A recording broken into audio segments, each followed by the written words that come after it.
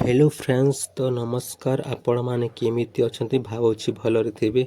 तो फ्रेंड्स देखंतु वन विभाग रे एक बहुत बड़ नियुक्ति बाहरी अछि। एथिरे फॉरेस्ट गार्ड रेंजर पोस्ट पाई एक बहुत बड़ नियुक्ति आसी अछि। जदि आपण दशम +2 +3 पास करिथिबे तेबे एही पोस्ट को आवेदन करि पारिबे। फॉरेस्ट डिपार्टमेंट अंडर भितरे एक चाकरी करिया पाई चाहुछंती तो बड़ सुवर्ण सुजोग थिपाई आपणक पाखरे दशम पास रहिछि। पिलामाने बहुत बड़ कथा जे यह निज निज फोन माध्यम रे पोस्ट आवेदन करि पारिबे एवं स्टार्टिंग रे आपणक एथिरे 18,000 टंका दरमा मिली पारिबो। 18,000 रु 56,600 पर मंथ रहिछि।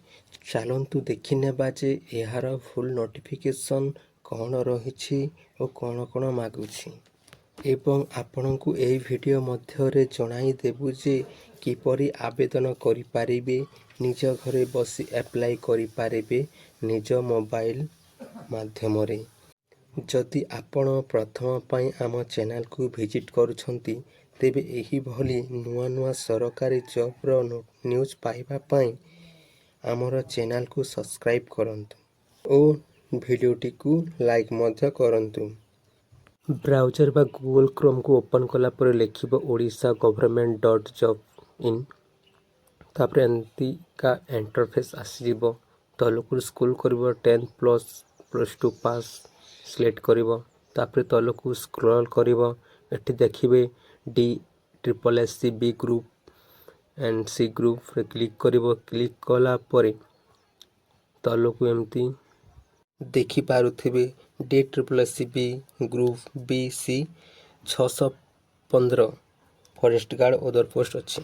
एथिरे हमें देखि नेबा एजुकेशन क्वालिफिकेशन केते रहिबो, एज लिमिटेड केते रहिबो, सैलरी केते मिलबो, इंपोर्टेंस नोटिस कोन अछि, इंपोर्टेंस डेट कोन अछि, डॉक्यूमेंट एंड सिलेक्शन प्रोसेस केमिति रहिबो और एप्लीकेशन फीस केते रहिछि।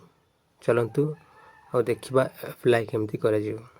DSSC B requirement organization name हेउछि the Delhi subordinate service selection board. Types of job एथिरे परमानेंट जॉब रहिबो। कैटेगरी गवर्नमेंट जॉब देखंतु सेंट्रल गवर्नमेंट जॉब रहिबो। नेम ऑफ द पोस्ट देखंतु कोन सब पोस्ट रहिछि। प्रथम हेउछि फॉरेस्ट गार्ड, एही सहित केयरटेकर रहिबो, एही सहित और किछि भी अछि जोठी मोर लिखा अछि। एथिरे क्लर्क पाई रहुछि आ अन्य किछि भी अछि। जदि आपण चाहिबे ऑफिशियल नोटिस टिकु देखि पड़ी नेबे। ओके ठीक अछि। देखंतु टोटल एथिरे 615 पोस्ट वैकेंसी रही अछि। हु कैन अप्लाई एथिरे ओडिसा रो नाही पूरा ऑल इंडिया रो पिला माने कैंडिडेट्स अप्लाई करि पारिबे। आ एठी देखंतु प्लेस ऑफ पोस्टिंग एटा ओडिसा भितर ही हेबो। तो पिला माने ओडिसा पिला माने छाड़ीबा कथा नाही, समस्ते अप्लाई करिबा कथा। लास्ट रहिछि 16/9/2025। तो पिला माने 16 सेप्टेम्बर 2025 लास्ट रे अछि। तो पिला माने समस्ते अप्लाई करि देबा उचित। एथिरे gender both male and female रहिछि। पुरुष और महिला उभय जॉब रे अप्लाई करि पारिबे। नेक्स्ट होछि पिला माने एजुकेशन क्वालिफिकेशन। पिला माने मैक्सिमम 10th पास करिथिबे पोस्ट आवेदन करि पारिबे।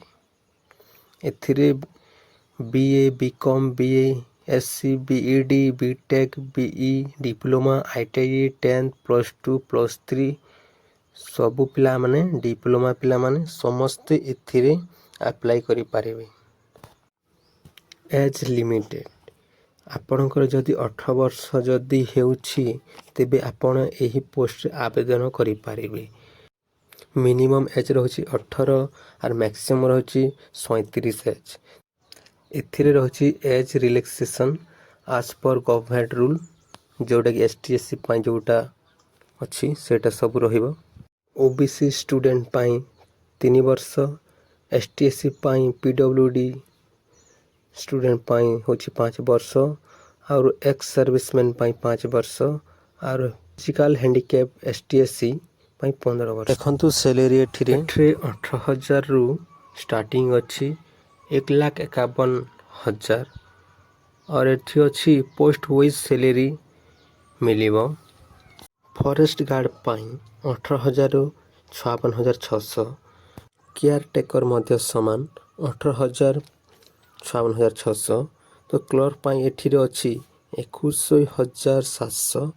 देखंतु नेक्स्ट होची सिलेक्शन प्रोसेस। फ्रेंड एथिरे तो एग्जाम रहिछि CBT1 समस्तଙ୍କ ପାଇଁ। जदि आपण फॉरेस्ट गार्ड आवेदन करूछंती फिजिकल टैक्स रहउछि PET PST भी रहिछि। या परे आसुछि एप्लिकेशन फीस। पिला माने एथिरे पोस्ट वाइज फीस करिछंती। बाकी ST/SC पिल कैंडिडेट पाई free. Importance document qualification certificate include the date of birth, 2 recent passport size photo, caste certificate and any experience certificate। Flight date 18 अगस्त 2025 और शेष तारीख 16 सेप्टेम्बर 2025।